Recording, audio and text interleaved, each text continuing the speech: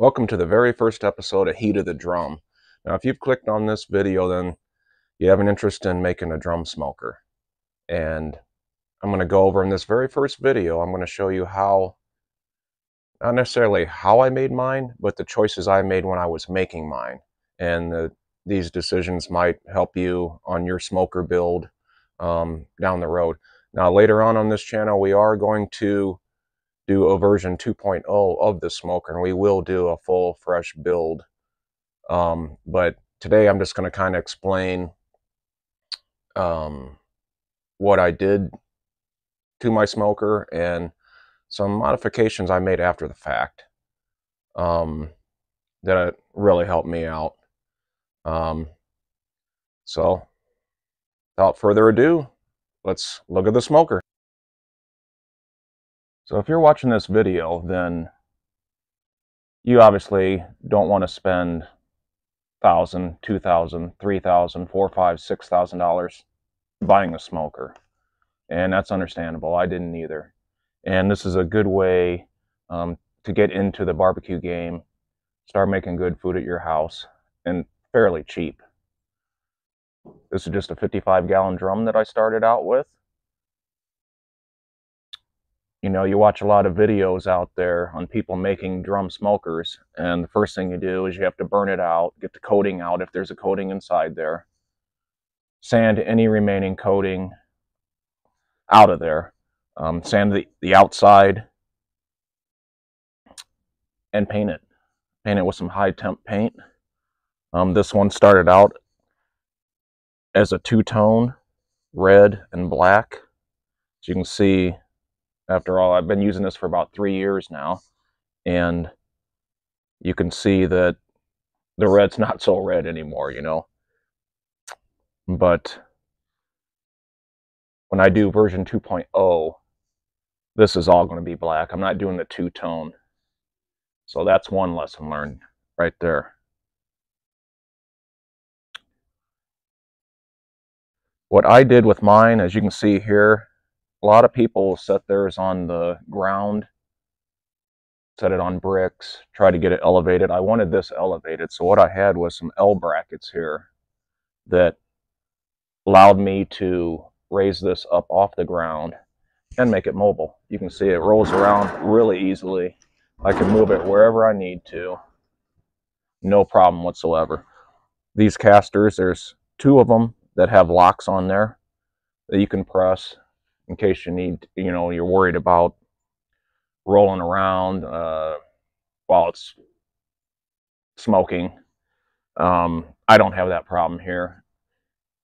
I put those on there because that's what I had at the time. This is all about using whatever you have to make one of these smokers, and that's what I did. I used a lot of parts that I had on hand to make this thing, so it didn't cost that much in the long run.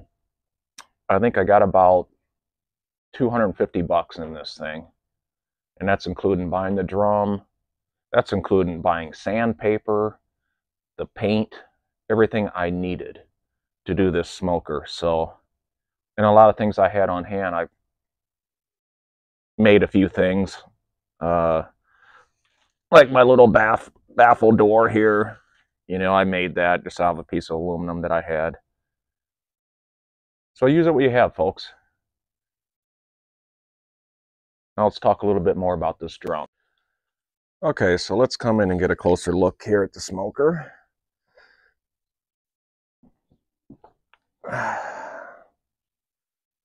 Down here, this is my bottom baffle. A lot of people will have separate baffles. I've seen the pipes coming up the sides, all that good stuff. I got one central one right in the center. It's the only one I have.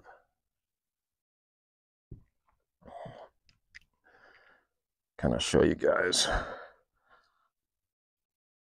the outside here.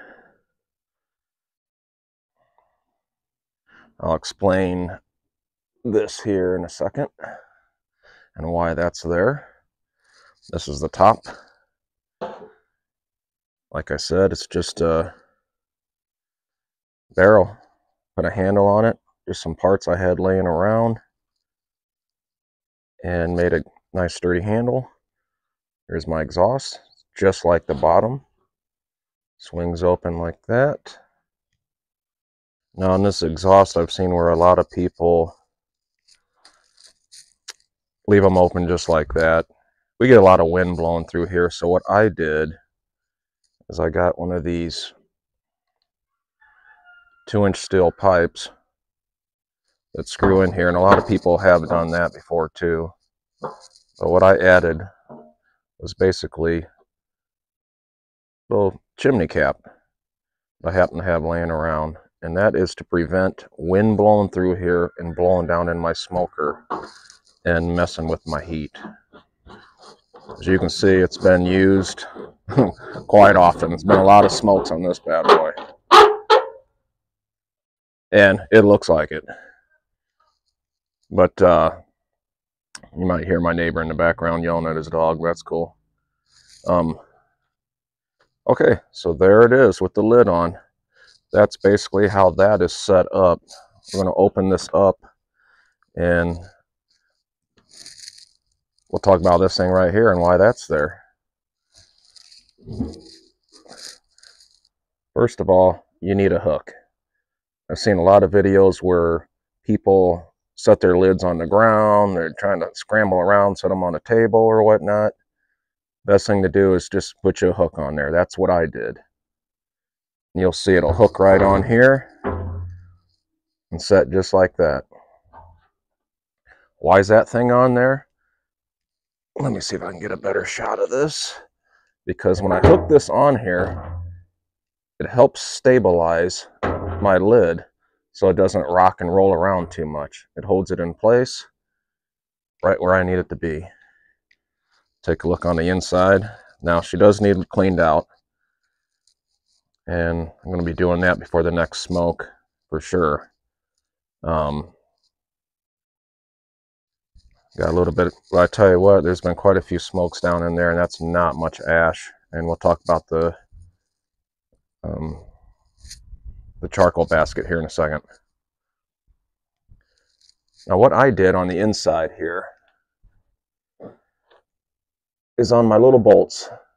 And you gotta remember, stainless steel or just steel, nothing zinc coated, no kind of coated metal whatsoever do you want in your smoker. Try to stay with stainless steel. I think everything I used on this thing was stainless steel hardware, except for the J bolts I couldn't find locally. And the J bolts were used in my charcoal basket, but they're just plain steel.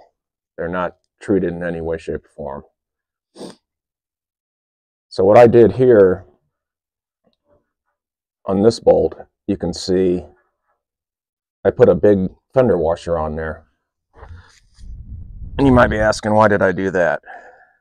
Well, let me grab one of my grates and I'll show you why. Okay, here's my grate. Let's go ahead and set her on in here. Just like that. And what that little washer does is it prevents your grate from moving around and smacking on the edge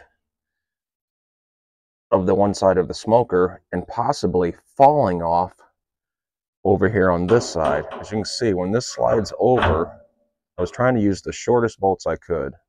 And when this slides over, there's risk of it dropping down. And it actually happened to me originally early on, till I came up with this design, which just putting that fender washer on there, and it's just spaced out. There's like a nut behind there, nuts width, just, and that keeps it, as long as it's sitting on these bolts, no matter which way it goes, it's not coming off of there. And you'll see I did that on this first row, and I did it on the second row. The third row and the fourth row, I did not do it on, because I only cook on these first two rows, and those are the only two I was worried about the grate slipping and falling. Okay, so now we're going to discuss shelf height for the grates.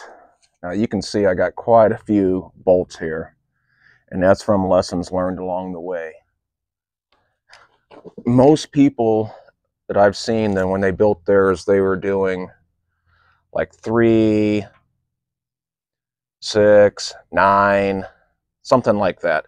This is a 2-shelf smoker, so I can smoke on 2 different shelves up here. And as you can see, this was my original shelf height right here. I changed that down the line.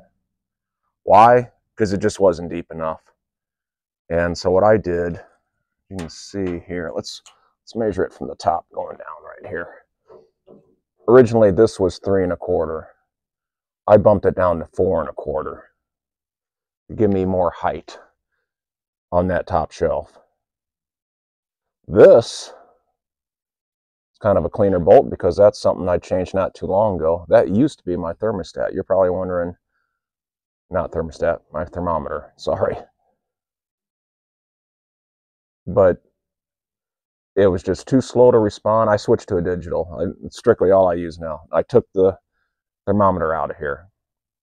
It's stuck in so far that trying to get the grates in and out, I would smack it all the time. And between my digital and my other just analog thermometer, they're never in sync with each other. So the little dial one that was on here was just worthless to me, so I took it out. Don't even use it now. So getting back to our shelf heights, my first one's 4 1/4. My second one down here is 9 1/4. So we had the previous shelf height here, the new shelf height here, the old thermometer hole, the second shelf height at 9 1/4. Then if you look down here, we got a couple other shelf heights, and I'll explain what these are. This one here is at 15 1/4. This one down here is at 19 1/4. This one right here, well, once again, that's my old shelf height. That was something I changed down the line. Version 2.0 will not have all these bolts. It's going to be just the 4 that I need. So let me explain what these 2 holes or shelf levels are all about. And I'll bring you into the smoker to see that. Okay, I'm going to bring you in and show you exactly what I'm talking about on my bolt placement for my shelves. And like I said, I had to alter this down the line once I learned a few things weren't going to work out the way I wanted it to. So I changed some heights. This is the old thermometer port. I took that out. Didn't like that at all. All it did was get in the way of my shelves when I was trying to maneuver around in there. It was always off from my electrical, so I never even looked at it. So out it came. My first shelf location is 4 1/4. Come down, my second shelf location, oh, if I can find it here, there we go. Try to get this to focus. 9 1/4. My third shelf, 15 1/4. And my last shelf location, 19 1/4. Now you may be asking, what is that weird texture that's on there? Well, that's 3 years of me oiling this thing and keeping it from rusting. I spray it down with canola oil about every 5 smokes to keep the rust from coming. And I'll tell you what, 3 years in, this thing has no rust on it. It does have this kind of oily coating on it that you know, is visible if you get up real close, but I don't mind. The only thing I don't like about what happened, and that was my fault early on, I didn't burn it hot enough when I oiled it the first few times, and then I didn't have my smoke shack built, so this thing was out in the rain, and rain come down and bounce dirt up under from the ground, and onto the bottom and kind of up a little bit on the sides of the smoker, but that's no big deal to me. I could care less. I just don't want it to rust. It's a smoker. It's going to get dirty. You know, you keep it as clean as you can, but you can only do so much. So now, I'll talk a little bit more about this smoker. Okay, before we go into the smoker and show you the shelf heights, let me just show you real quick my charcoal container. And in the next video, when I start cooking and showing you how I do meats on here, I'll explain a little bit more on filling up the charcoal basket. But basically what this is, let me get down here so you guys can see, is on the bottom there, I got a pizza pan. It's a pizza pan, and let's see here, you can see there, right here, there's a J-bolt. I got 3 J-bolts all around that basically attach the pizza pan to this. It was just a Weber kettle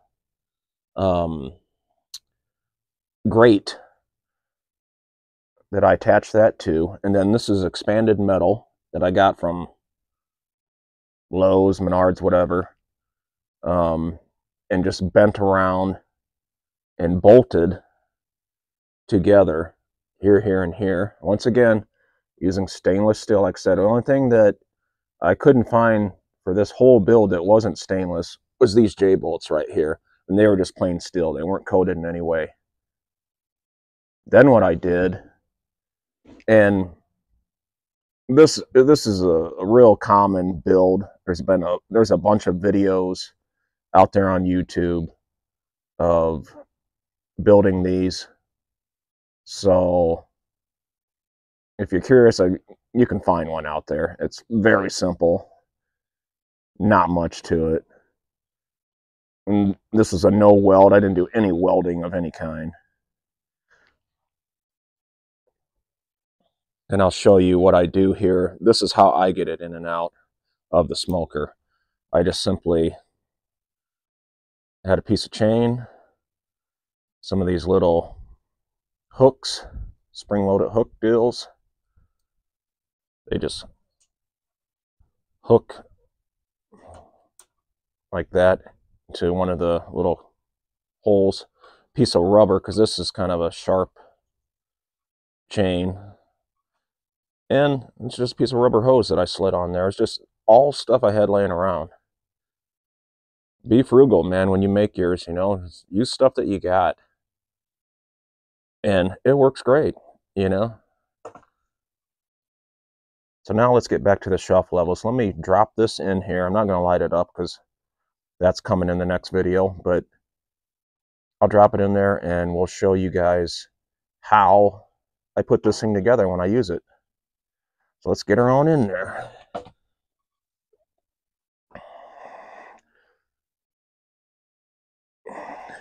Simply drop it down right in the center. Just like that. And what I do is I just make sure that it's even all the way around and it's centered in there, kind of like that. And then I reach in there and just unhook this, just like that. Let me grab my grates and we'll start putting those in there. Okay, first grate goes down here, goes down on the third set of bolts down, not the fourth one. The fourth one is for something kind of unique to this smoker that I'll explain in a minute. Let me grab this next grate. Oh, hang on. Got to explain more about this, what this level is used for. 1 second, I'll be right back. Okay. So what am I putting down there on that shelf? Well, let's see here. Put this over here a second. I am putting this right here. It's a pizza pan. with some holes in it. And what this is, it's my baffle slash restrictor plate, whatever you want to call it. But the reason I have that in there is to help restrict the fire so it's not just a direct flame shooting up on the food. You got to realize that heat's going to come straight up on these drum smokers, and I'm trying to protect the meat and whatever I'm cooking. So I use that every time, every single time. And what is this? This is my water bowl. Basically, it's just a stainless steel bowl. I fill it with water, and that adds moisture to everything I cook. And I pretty much use it 99% of the time. That's what that shelf is for. Let's go on to the next shelf.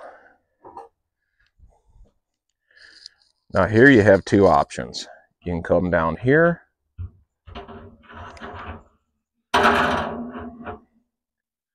So if you're cooking something very big, say like a turkey, big old picnic ham or something, that's going to give you, try to get this a little perspective here, that's going to give you your height that you need to set in there. Or you can come up and be on here where you're up higher. You can still, it's still big enough, you know, put something fairly decent size on there. And this is the level that I smoke on, you know, most of the time. But let me show you another reason why this level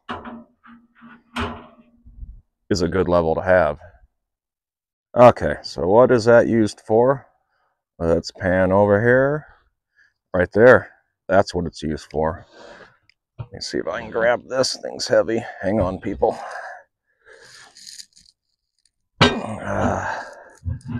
Sorry about the bouncy footage. Right there.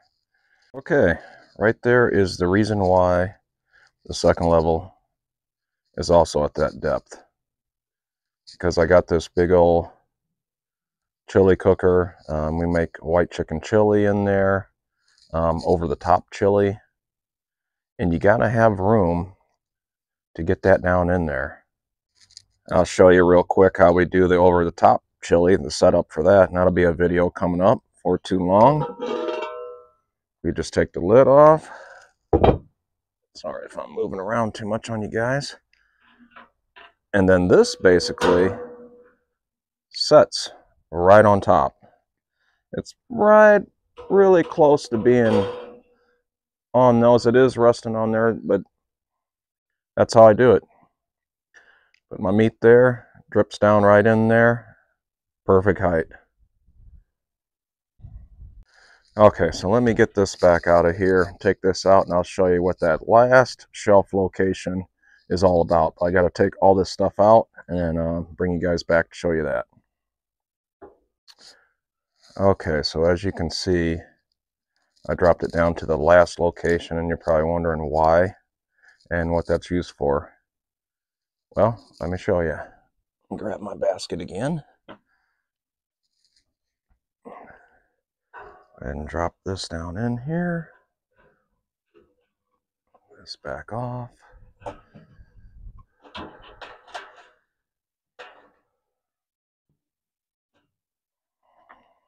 Reach over here and drop that down.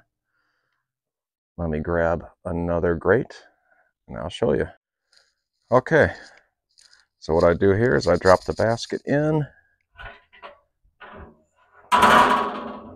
Boom, guess what?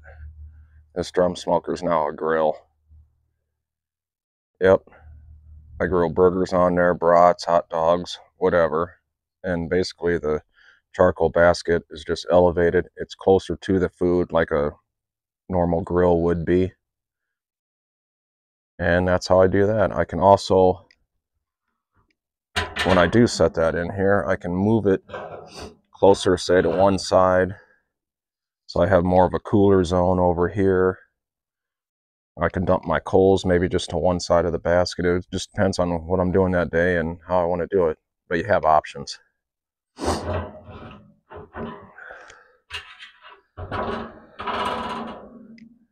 Right there, grilling away, brother.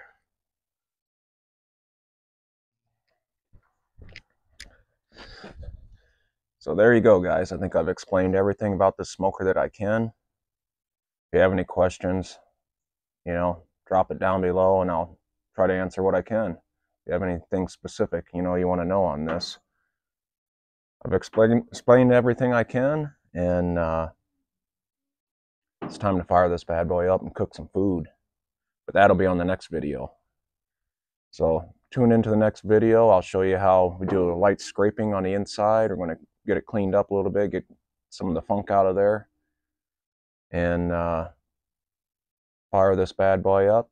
I'll show you how I fire it up, what kind of charcoal I'm using currently, how to manage that fire, and what I've learned on using this baffle down here. And we'll go from there. Tune in the next time. Heat of the Drum.